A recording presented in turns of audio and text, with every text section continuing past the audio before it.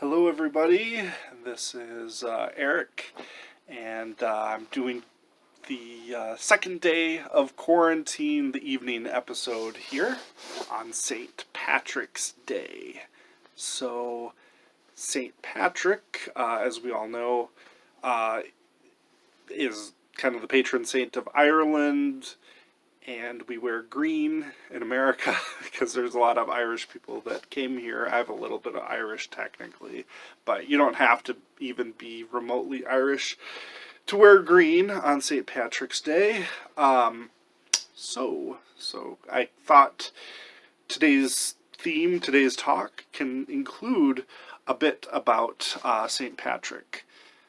St. Patrick was actually Welsh, which is a common thing that people mention when they talk about him. Like, oh, that's the key fact. Usually people mention that he's Welsh and that he sent all the snakes out of Ireland.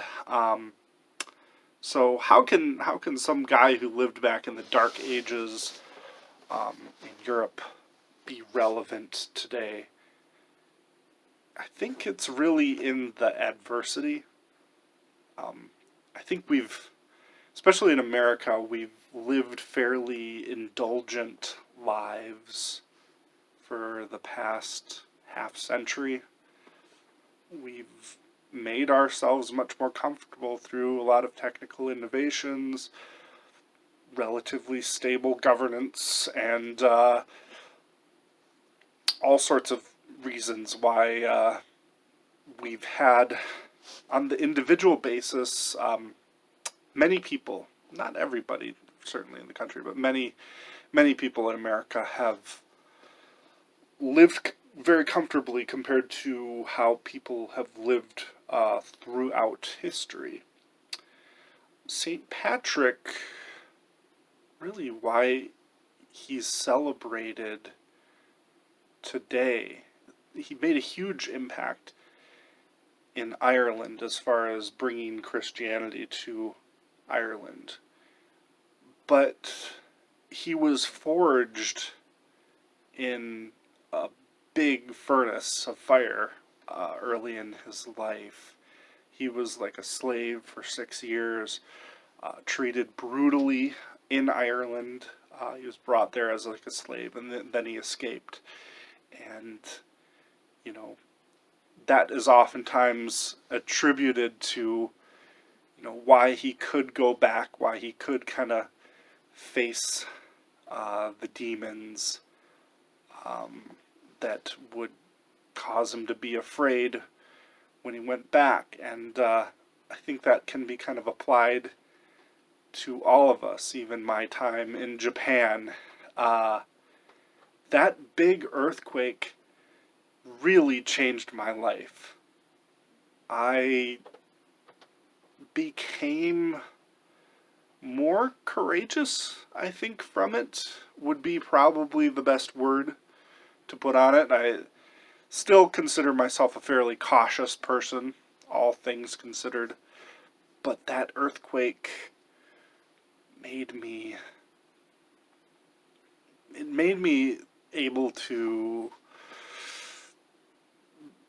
be willing to do more things, take more risks.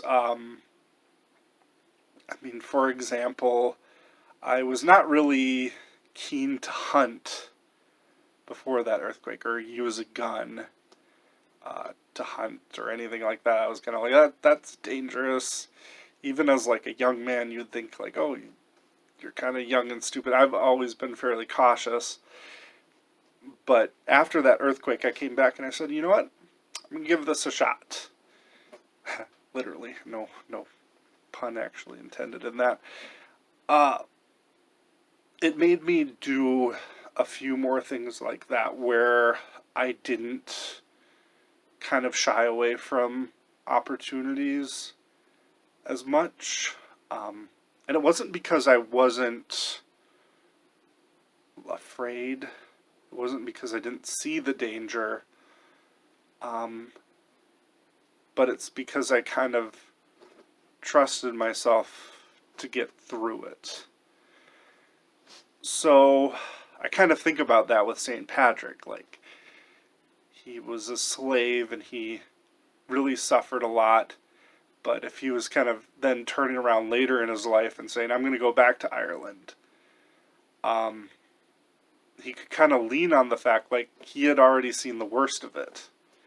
And so as we go into this quarantine and as we see more cases of the virus in our country and we start to feel the impact of it here, maybe more in just the ways of just bar closures and restaurant closures and stuff like that,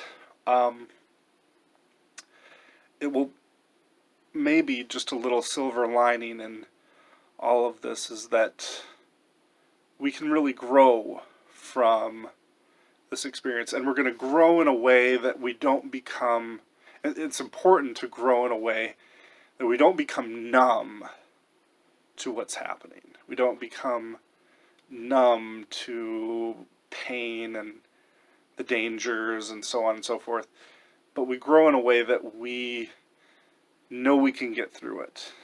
And so that's my little message today for St. Patrick's Day. And hope everybody out there is staying strong, and stay tuned for more episodes. Bye.